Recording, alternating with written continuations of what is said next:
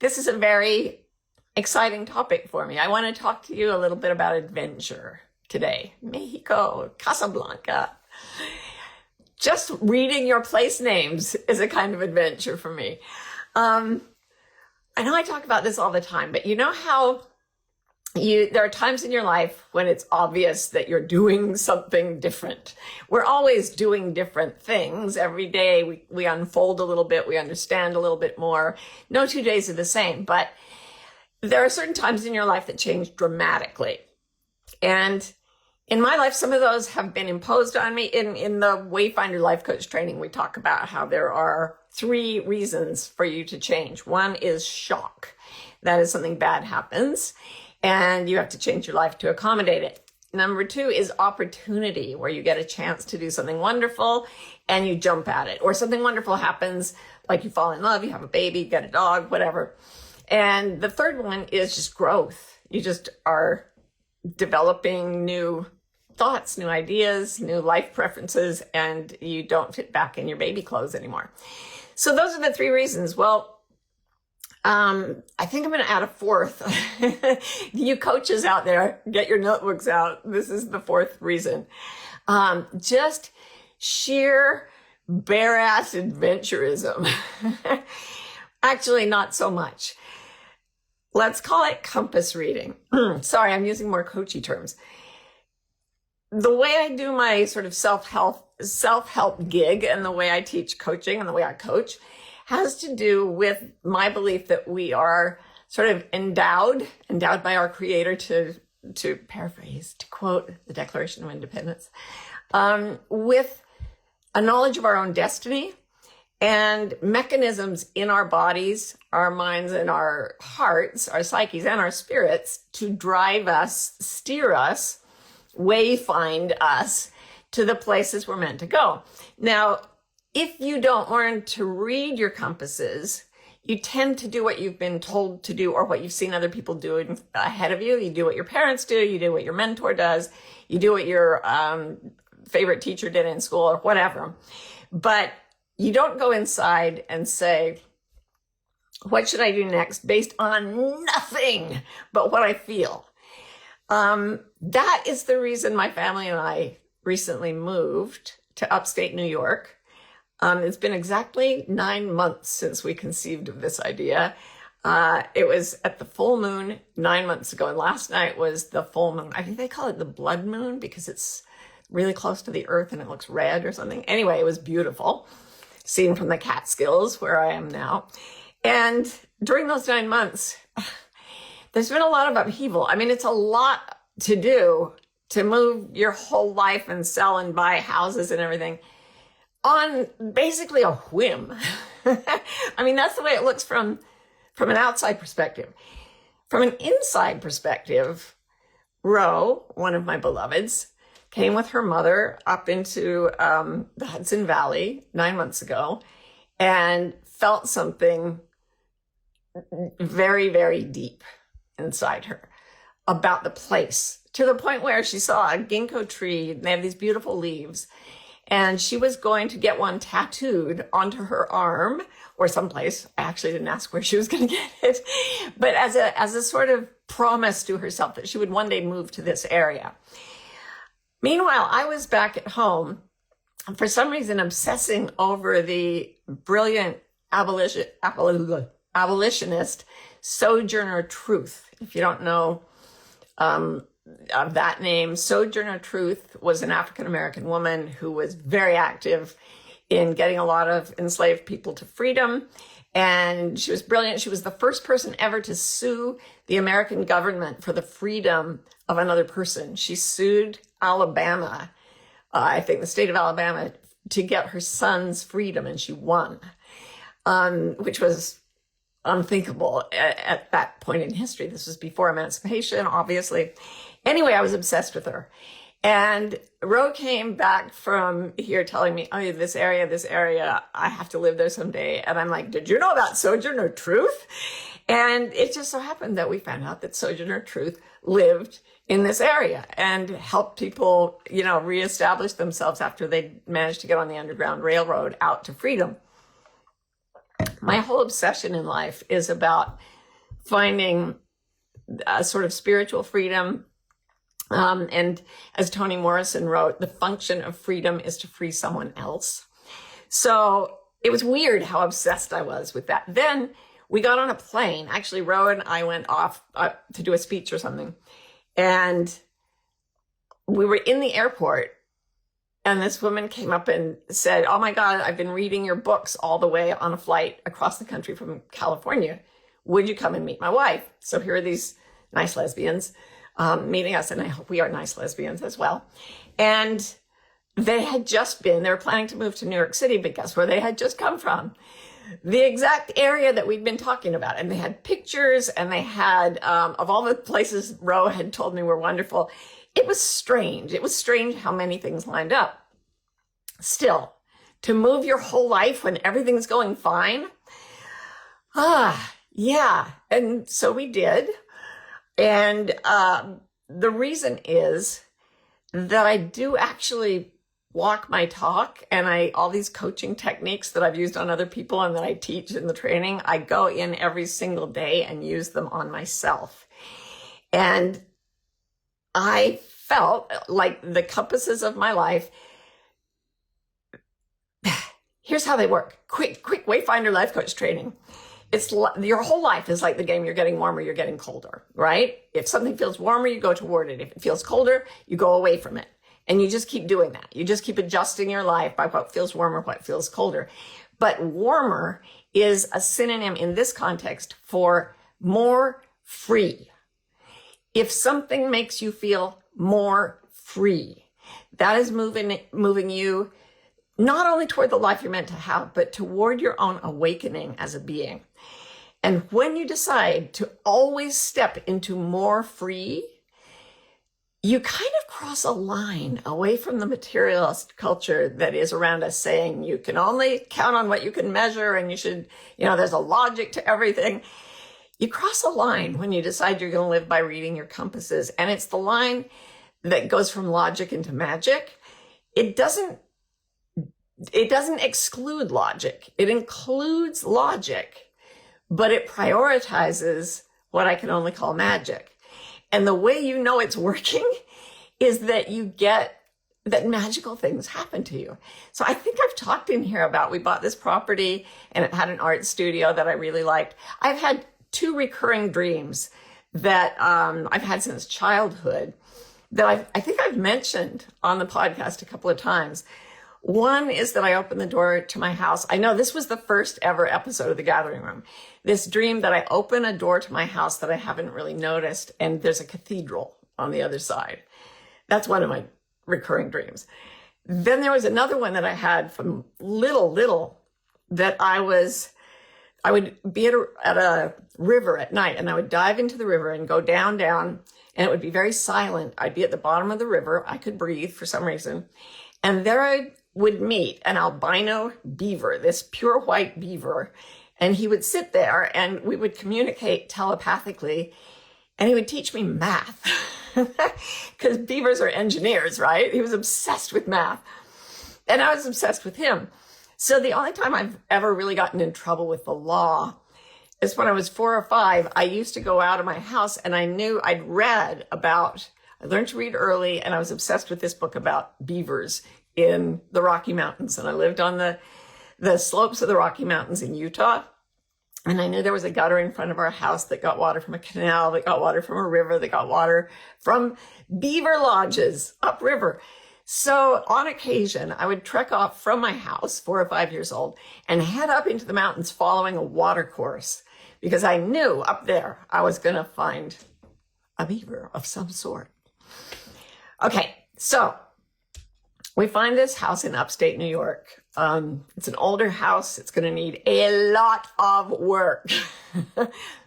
a really lot of work, y'all. I think I mentioned yesterday about the mouse that was just painted over in the basement. Okay, so another wildlife encounter, not the kind I love.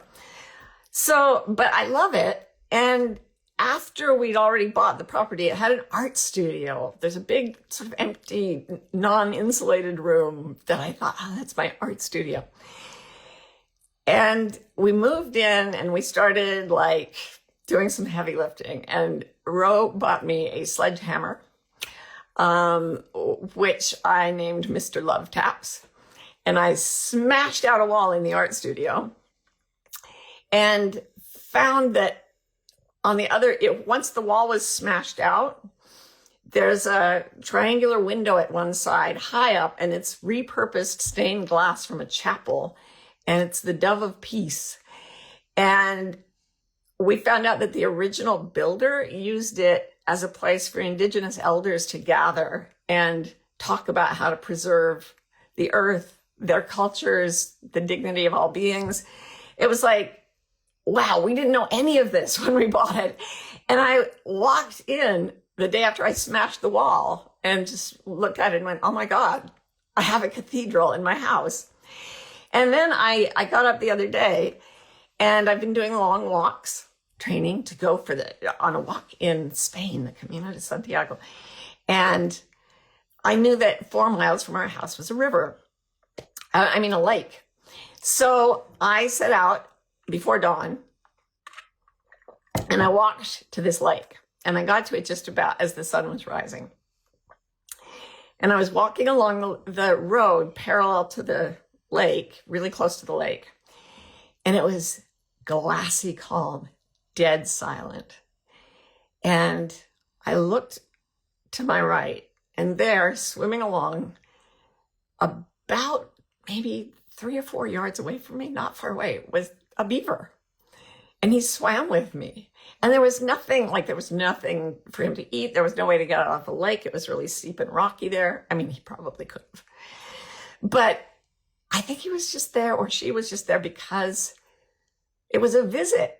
It was a curious animal who wanted to connect just to see what was happening. And it walked along beside me in dead silence, like silky, smooth water. And everything went so quiet. And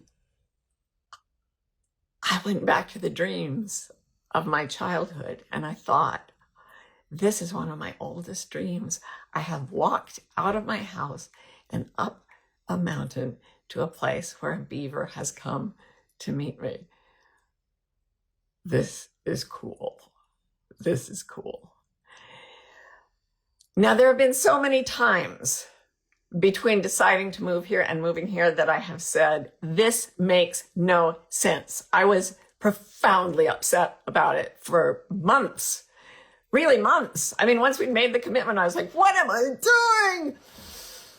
So I have to coach myself, and I go to my coaches, and I need people trained in compass reading who can sit there with me and say, look, this is how you read the compass. This is how you follow the compass. This is how you keep your faith when the night is dark and everything looks insane.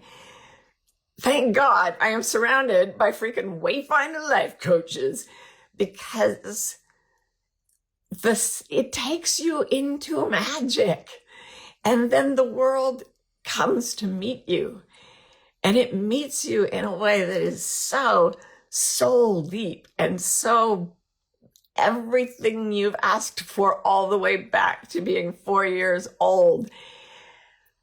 And I don't believe I would have had that experience. I know I couldn't have had that experience if I hadn't decided to stop steering by the cultural guideposts and start steering by the compasses inside me. Whew. Wow, I am so grateful for that. So all I'm here to ask you today is, would you please, I'm going to do our little space silence and stillness meditation, but please, every day this week, set an alarm or something to just take 5 minutes and sit down and look inside yourself and see if you can find what feels freer and what feels less free, what feels warmer and what feels colder. And then start to navigate, start to wayfind by your connection to those feelings. Just try it. One of the reasons for the coach training is that it gives people kind of an excuse to say, I've pledged myself to this. I'm going to sit and do it every day. But even if you don't have that, sit down and do it anyway. Just see if you can connect with other people from the gathering room or something, so you have a community that is supporting you when you reach inside and say, this is what feels freer to me, and it makes no sense, and I'm freaking going to do it anyway. And then watch for the magic. I feel so privileged. I am so privileged. I know that I check your privilege, Beck. I know I'm super privileged.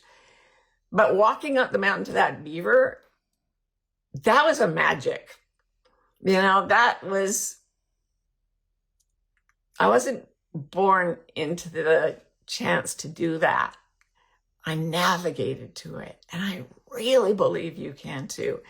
Write down your deepest dreams from when you were 4, 5, 6, 7, any age.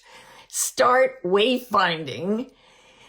Go toward what feels freer, and then keep a list of the magic things that show up. It is, I mean, it may not be a big deal for other people that I found a stained glass window and a beaver, but kind of sums up my whole life as a wayfinding life coach and lesbian. All right, let's do our space, silence, and stillness meditation. And I really want you to hold in your consciousness the idea of you as a smaller person, a child with unreasonable dreams and aspirations. Because I want those to come out of the mothballs. I want to get them out and dust them off. It took me 58 years to manifest that one walk up the mountain.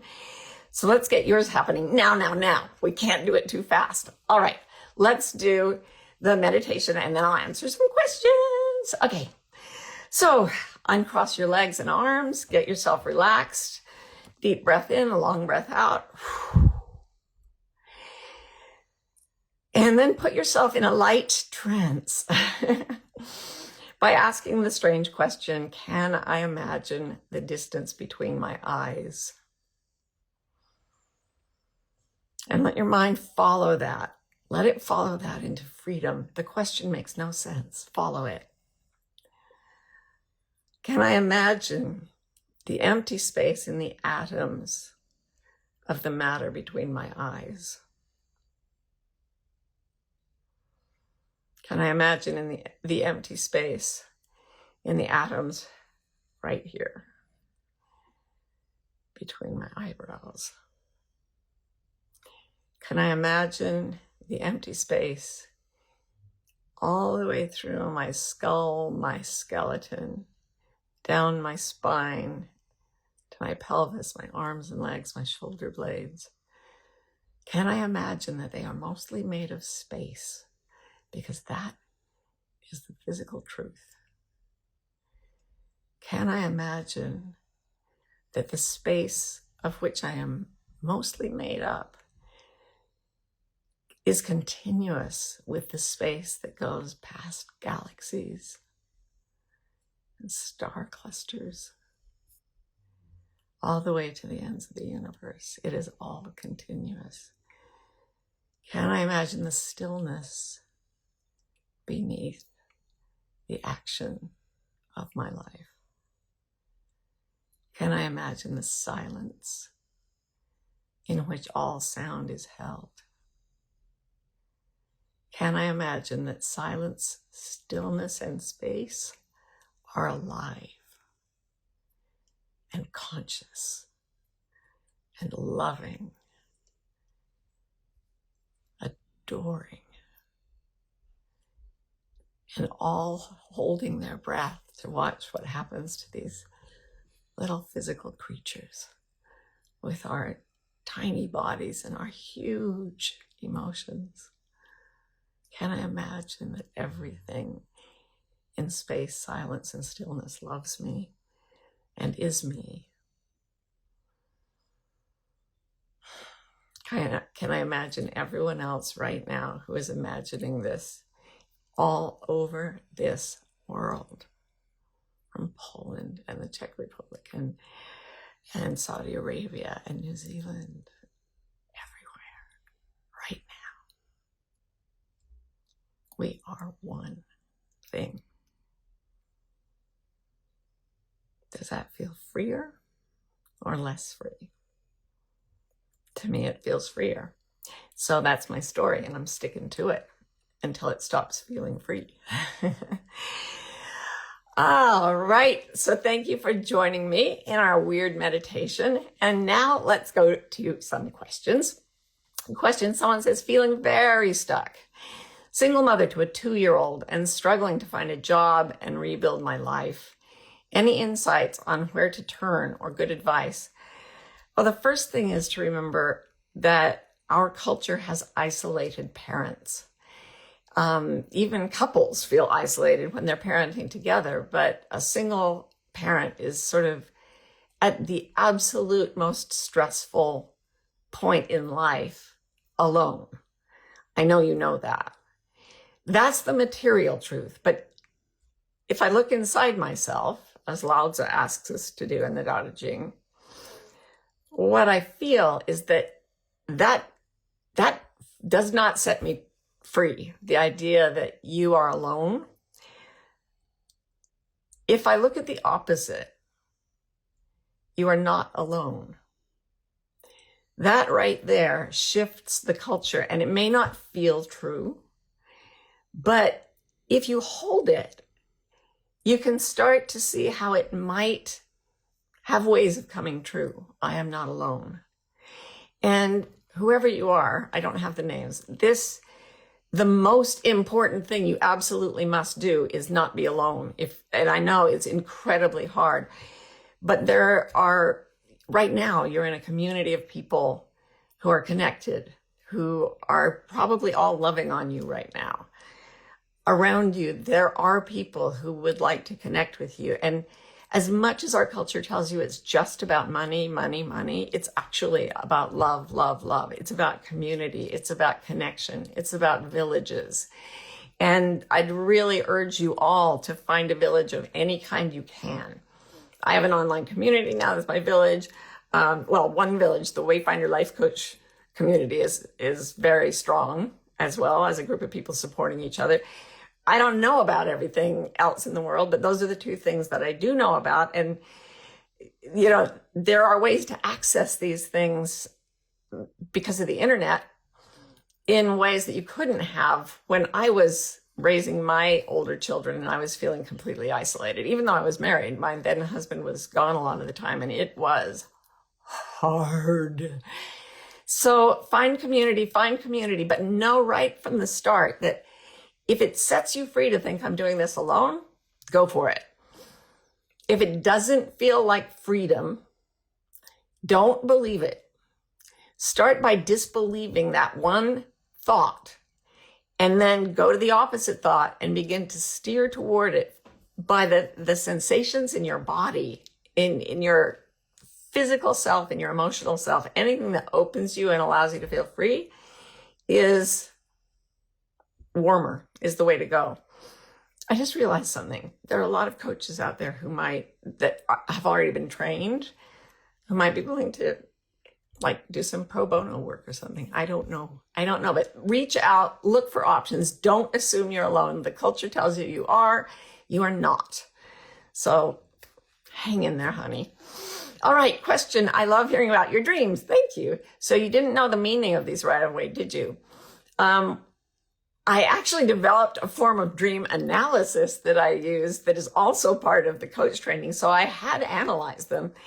And the cathedral dream clearly meant that there was a spiritual aspect to me that I hadn't discovered yet or fully explored.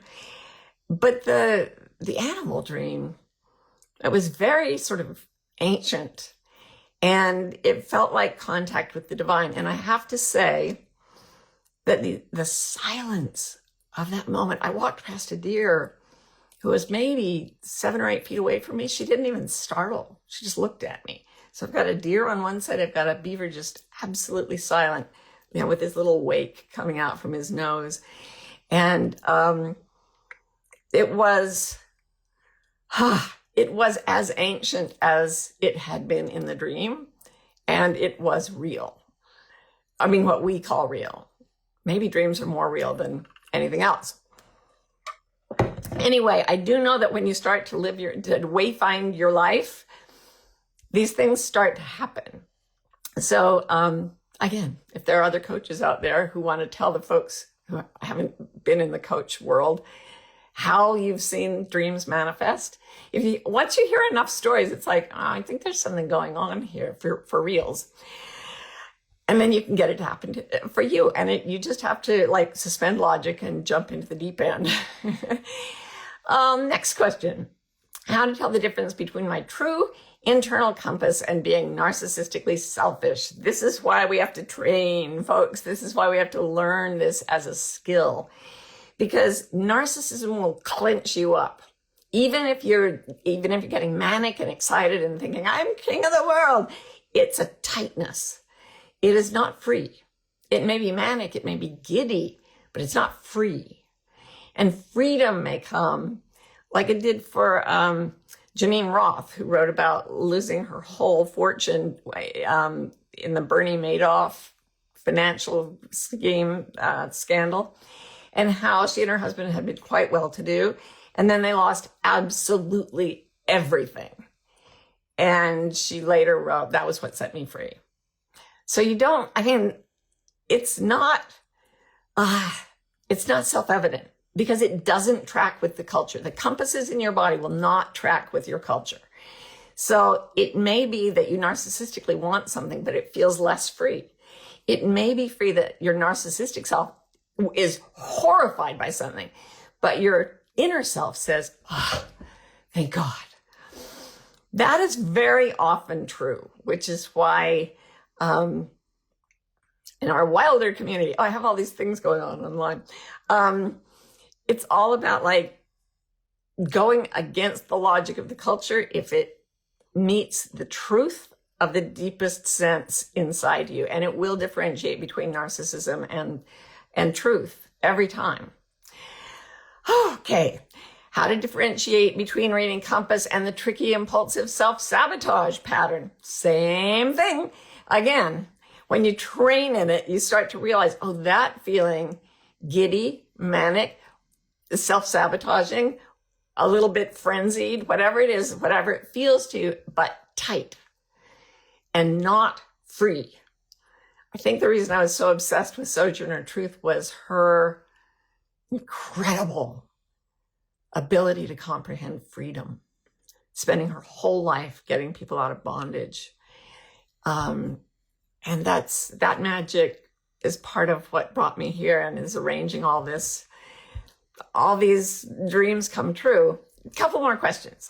I used to remember dreams so vividly. Now I can vaguely remember snippets of dreams, even when sleep hygiene is good. Tips on getting back to solid dreaming: keep a dream journal and write down any snippet you remember. Put a book by your bed and immediately get up and write down whatever, or put a computer there and type in something. As you start training your brain to expect to write them down, it will retain them longer. So good luck with that. Oh, question. Can you tell us more information about Wayfinder training? No. Yes. I will have people put it in the thing below this. I think I'm supposed to do this in the thing below. I will have them put a link to the Wayfinder Life Coach training. Yes, it will be there. And I can tell you it's a 9-month program. 9 months, significant, right? Bring things to fruition. And that it is literally an assembly of the most incredible magicians on earth. Wow. It's between Wilder and the Wayfinder communities. I feel like I have cherry picked from all humanity the most awesome individuals, and I'd love you to meet them. Final question. How do you discern between letting things be as they are and needing to insert your voice? How to know when to trust and when to step in with your will? Lots of love. Lots of love back to you. Same thing. Your compasses inside you, not your cogitation, not analysis, but a deep, again, ancient ability to sense the way forward. I once read that the cognitive brain can process about 40 bits of information per second, which is very fast. But your whole body, your whole neurological system is processing about 11 million bits of information per second. So your head will say, okay, I need to make a logical decision when to insert my voice and when to let things be. And the ancient compasses inside you will say, I will tell you when we get there. Compasses don't draw maps. You have to walk forward to see where you're going. But you will, once you tap into it, find that this sense of direction that you have, of true north, is actually very, very vivid. It's very deep and very powerful. And getting back in touch with it is the most important thing you will ever do for yourself. And it will tell you exactly when to speak out and when to stay quiet.